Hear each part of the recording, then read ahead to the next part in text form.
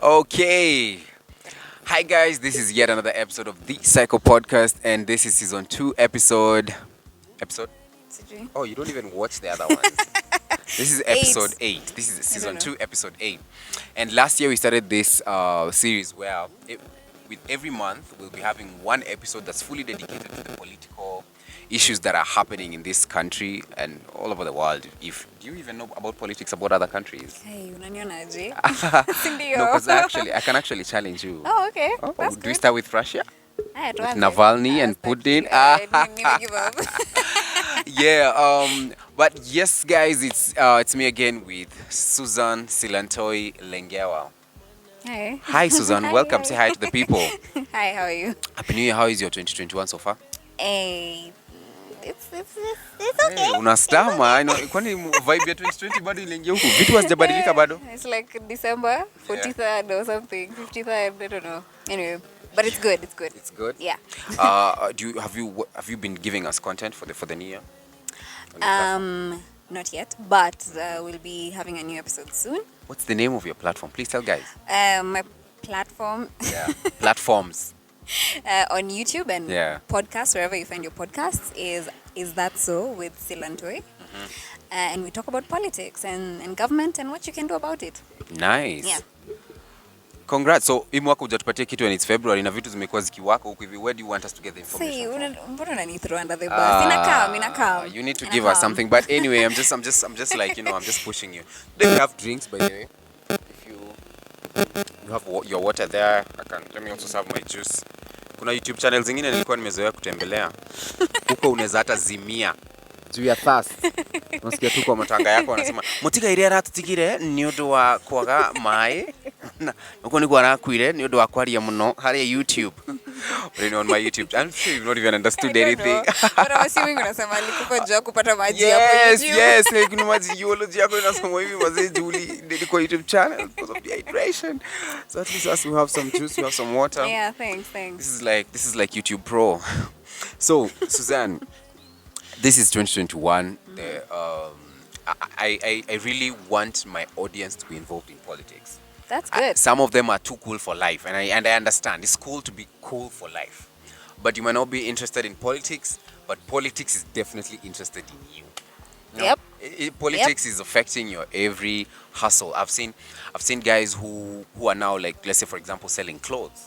When you want to dishonia manguo and they're selling, you do know that's a whole debate that's affected by a lot of policies. The reason why your fabric ni pesa mingi ni because of a certain policies. The reason why that labor is expensive is because of a certain policy. So Ama the reason why mtumba itapotea is because of a certain policy. Yeah. And if kupotea kwake ni kuzuri or not, which I think we need to talk about that We just will. kidogo We will tu. So politics is very, very vital in everyone's life. From YouTuber to daktari to mwalimu to makanga to acrobat, even mahitman, kwa sababu unajua sasa political climate will decide if security will be tight Atapata or biashara, not, or if kina you're a Jane. spy.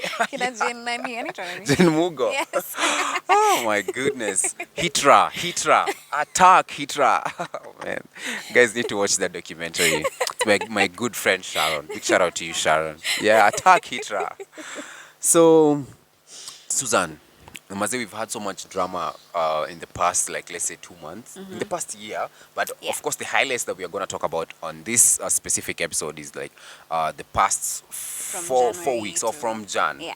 We look at where the things are or where we are at, politically.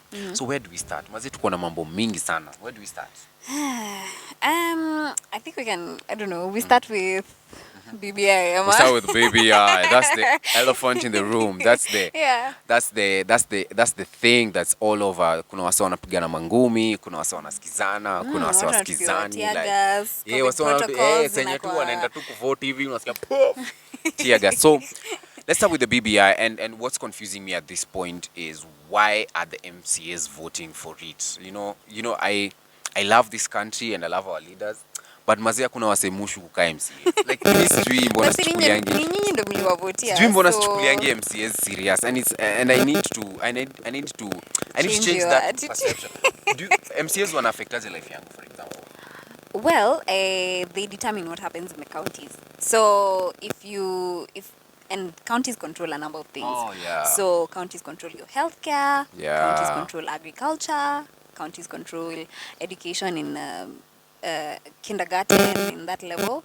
So MCAs would ideally approve your budgets, make sure that your county government is working as it should. Yeah. So they play an important role. It's decided by the MCAs. So the process is quite different. Yeah. Like different departments come up with different budgets, and then the MCAs are the ones who approve it based on the priorities of the county. Yeah. So the health budget will be a specific thing. It will be presented to the county assembly. The MCAs will review it. Yeah. And then they will approve or disapprove based on what the priorities of the counties are. Man, maze, me, MCAs, I always have an issue with MCAs. Kwanza, like, I always find them extremely rowdy, man. Kwanza, the guys, there was some time back, kulikuanga na issue City Hall. Uh-huh. I think they were trying to kick out the speaker or something. Yes, when Elachi was a speaker, they were trying to remove Elachi as a speaker. Yeah, and we had two guys who also... And then that's where the lady from Afirifiri came in, you know, like yoni criminal. Yes, you get yes, that's like yeah. those guys, yani wananikalianga mafia style. Like they have chains, they're just gangster, man. I mean, but I feel like the entire political system inakaa tu hivyo. It's just Mafia. that, inakaa tu hivyo. So MCAs are like, because there are many, you'll see a lot more of them, then it looks even more rowdy and more, I don't know. And I think that's where the problem is. As we started the show, I spoke about Russia. And I'm just going to give a small summary of what's happening. Just flex let me just flex a bit. So in Russia, I don't know if this wind is being picked by the mics. We'll know what to do. But in Russia, there's this guy called Navalny. Navalny is more like a blogger, YouTuber. The guy just makes fun of Putin. Yeah.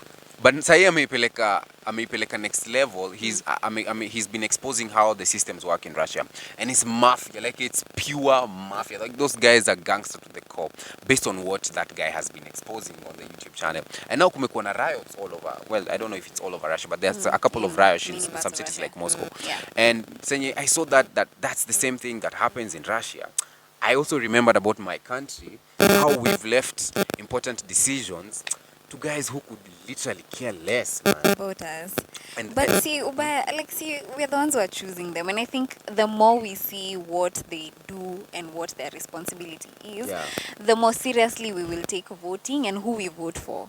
So I think to some extent, I think nowadays we know more because we see them more. We used to have councillors instead of MCAs. Yeah, before. I remember councillors and mayor. And mayors, yes. So his worship. Yeah, his worship, the mayor. I can remember Jisaka when mayor no koko worship team. Like that's the perfect thing. Yeah, his worship, the worship package. leader. Yeah. No, but yeah, so we used to have that before, and probably we never used to see that as much because akuna Twitter, Instagram, we don't have phones to be taking videos of these people all the time. Yeah. So I think now we are just more exposed to what ills are there because the information is available. Yeah. So I think this should just help us because now you see, you understand, you know, like how would you vote for your MCA? Most people, unajua ulivotia nani MCA wako? Sikumbuki hata jina ya MCA. Na nashinanga nikijichuna kwa sababu I need to be serious about MCAs. Most of the time by the hata ujuangi ni nani utavotia, and even up to for 5 years you won't know who is the MCA. Yeah. But you know that MCA actually has a lot of responsibility. And if the BBI goes through, atakuwa na award development fund. Nagari. Oh, Nagari. Yeah. In fact, that before the ward development fund, atakuwa na drive. Yeah. You go. So to all the MCAs who've been Ubering and all the MCAs who've been jamming, it's your time kuomoka. Yani, I mean, at this time, I'm sure maybe doctors ndio wangekuwa naomoka ama walimu, but hao wakwende. Tunaanza na MCAs. MCAs lazima waishi vizuri. MCAs have to live large and they have to live well. They have to drive good cars, you know. An MCA needs to drive a good car. Ndio akienda kwa ward, gari yake isiharibike. I mean, does he? But anyway. That's the analogy. Uziwa hapa hasa wanadhani we buy it because they think we don't see it. You get? Yeah, that's true. It's really so heartbreaking seeing, because there was a video of a doctor at the coast who was, and we are coming back to the MCAs and BBI.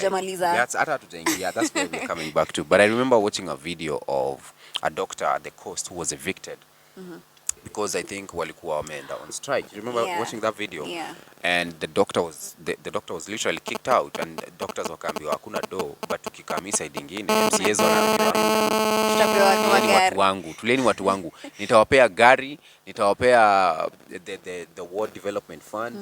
And you're just like misplaced priorities. Right now we're in the middle of a pandemic. I mean, I feel like if we could have handled this pandemic well and with excellence, it would have really strengthened even the belief in government. Hata bila kufanya kitu ingine, like wase wangekuwa like, by the way, najua hatuna road, hatuna whatever, come through sometimes. But the government really cares for me. But this time, these guys, at some point, they're being asked, hey, doctors, you're not the only ones who are struggling.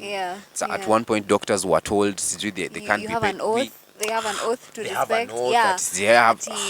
You should look out for humanity before yourself. Ministry. So sad. So we've been seeing that BBI right now is being voted in by the MCAs. So I don't understand this whole thing. So, why? So I think, okay, first of all, the BBI is supposed to go for referendum. And referendum meaning that the constitution will be changed. So I think the new constitution did not want a situation where the president can wake up one day and decide we're going for a referendum in 2 weeks and there's nothing we can do about it. So it made provisions so that we have a more representative view of whether or not people should have a referendum. Because ideally, to change the constitution should not be that easy. So now, the reason why they're having MCAs vote is because we will be having representation from different parts of the country. So, if you could say something like, the tyranny of numbers thing. So just only a few people would be able to determine that we have an election if it is just left to maybe MPs alone or something like that. So now, in this case, if you have a representative view in the country, at least half the country, the people who represent you in those parts of the country have agreed to this referendum, then it can go through. So now what the MCAs are doing, they are voting. Each county assembly in every county is going to have this bill tabled before the county assembly. And they are going to vote whether or not we should go for a referendum. And so the requirement is that out of the 47 counties, at least 24 should vote for it. Yeah. Should be 24, 23.5. This is 24. Half of 47, my maths teacher was just wrong.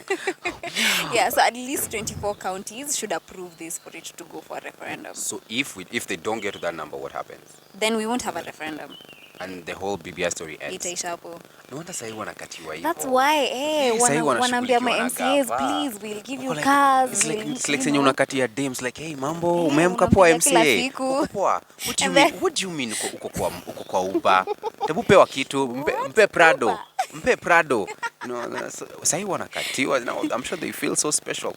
Because they have the powers. In fact, even so some people even say that because the BBI is a set of proposals and they had to have something for the MCAs as well because they are the main channel through which this thing can go to a referendum. But they're still not the final. They're not the final. So after that it'll be presented to the National Assembly. To the National Assembly? Yeah. And then now we'll have a referendum. Yeah. Where now you get to vote. Yeah. If you want it or hopefully you vote. Yeah. Like you vote for or against, but you make sure you participate. That's what I mean. But what's the effect of having it before an election? Yeah. You see, inafanya kuna kuwa na like the political climate is so tense because now we have 2021 now will be more focused on BBI. Yeah. And then 2022 will be focused on getting a new government. Yeah. Then 2023 we are now trying to settle in with a new government. Yeah. The time we realize kind of new constitution because the BBI will have changed. Yes, because the BBI will have changed. Yeah. So you're saying that the main real work might start in 2024. Yeah, probably. Hii mwaka ishaenda na BBI. Ndio hiyo imeenda. Next year ni elections. Hiyo mwaka ingine ni kurecover from elections. 2023 ni kurecover na the government is still trying to transition. To figure it out. So 2024. Ndio maybe tunaweza kuna actual development. Beg me la Kigali. So the timing, your timing ati why now? I think this is what everybody is asking. You mentioned we are still in a pandemic. Yeah. Someone said we are going into a recession. I saw that. And so, like, we have a lot of issues. Like, why is this what we need to deal with? And obviously, you can't completely ignore that Uhuru is supposed to leave office, and we are supposed to get a new president. So we can't ignore that transition process. Probably being influenced by the BBI. Like, we can't completely just say that's not a thing. It has to play a factor. Yeah.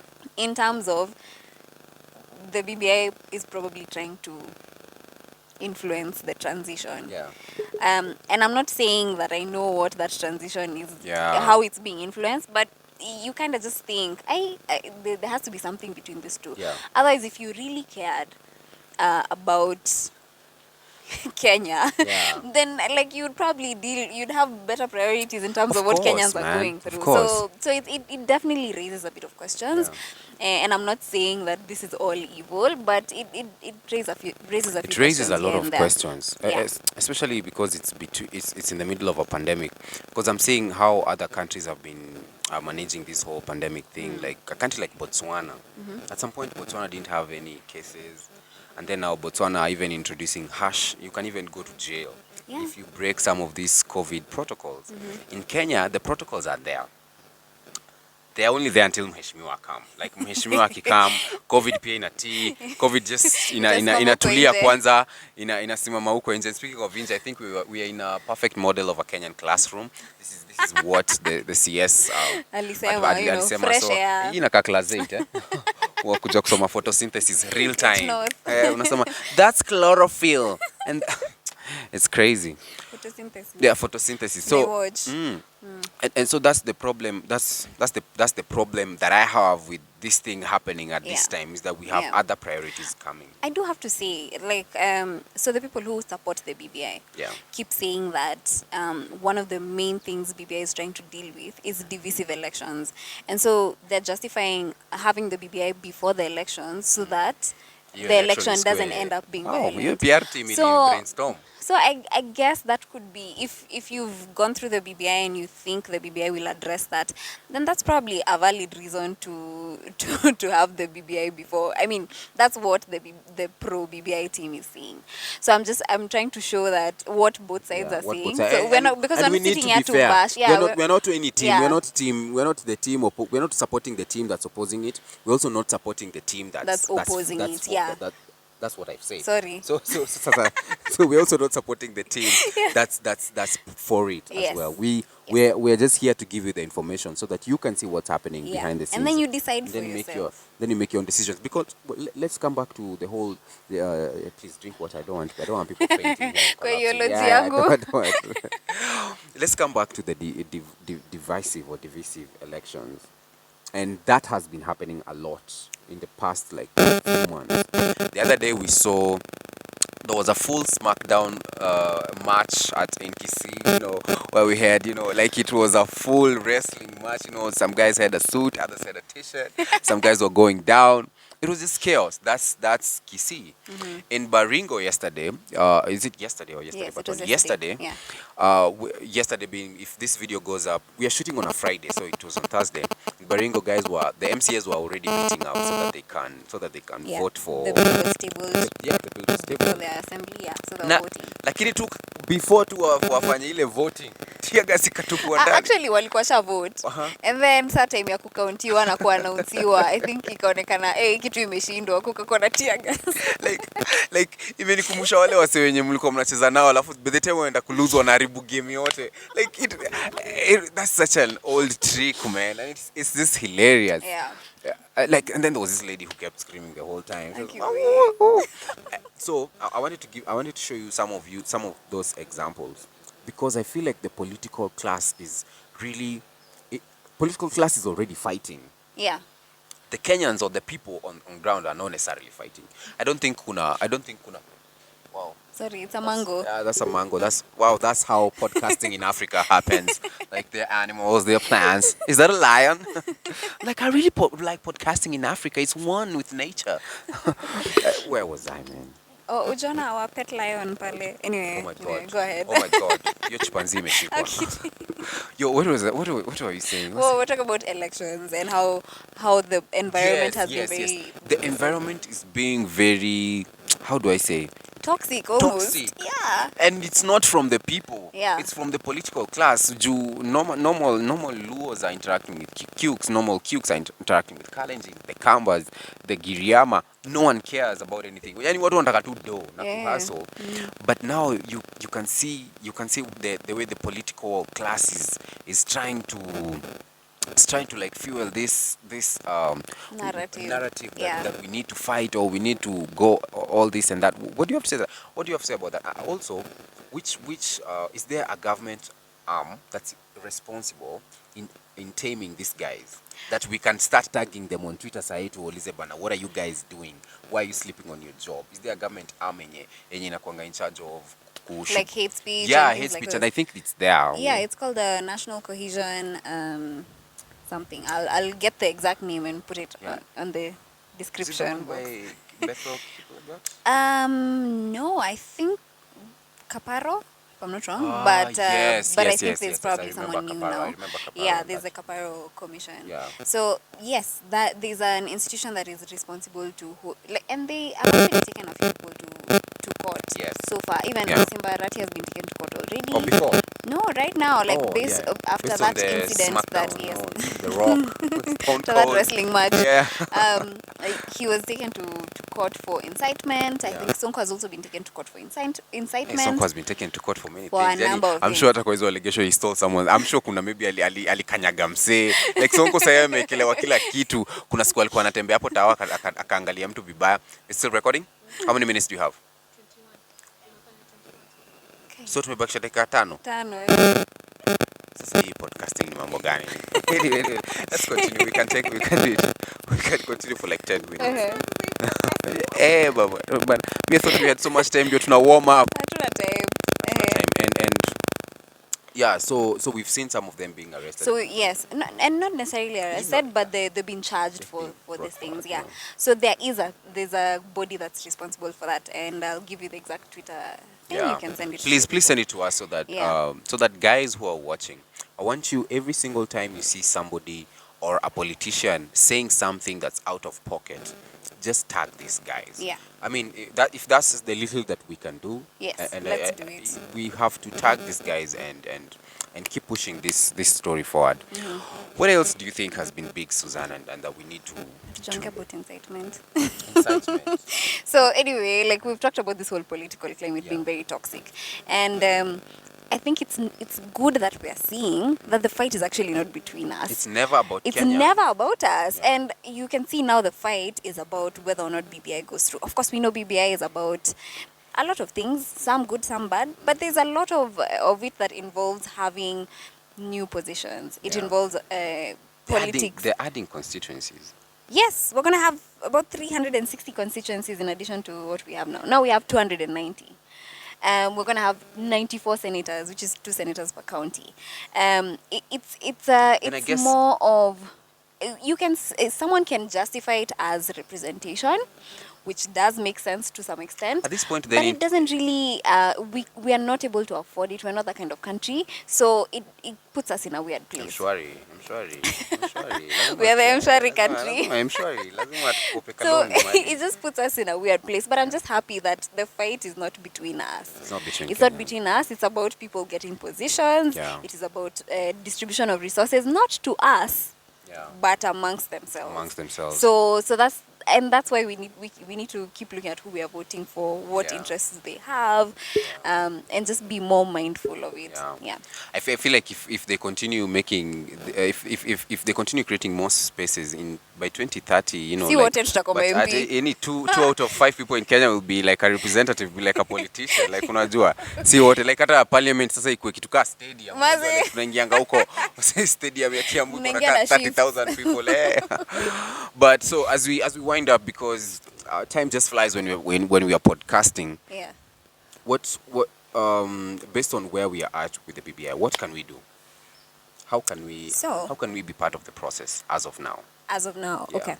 So we mentioned that the constitutional amendment bill is going to be presented before every county assembly in Kenya. So far, it's been presented before 3 counties, which have already finished voting. Yeah, the Homa Bay, Siaya, and Baringo. So now, one way you can get involved is this. So they would have public participation.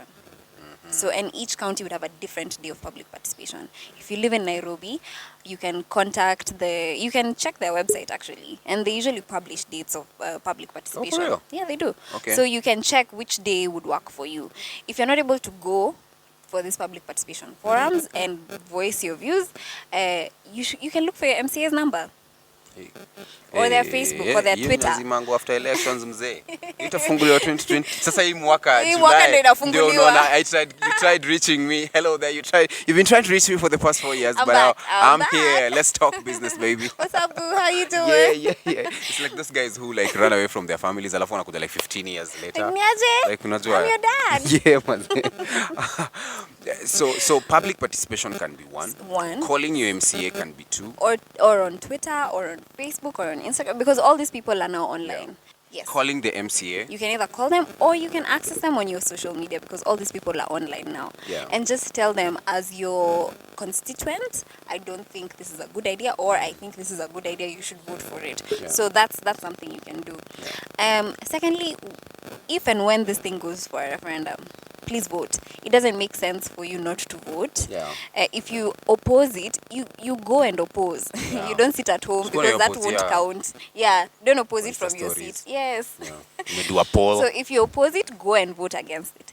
If you're voting for it, go and vote for it. That's how you can make your voice known in this process.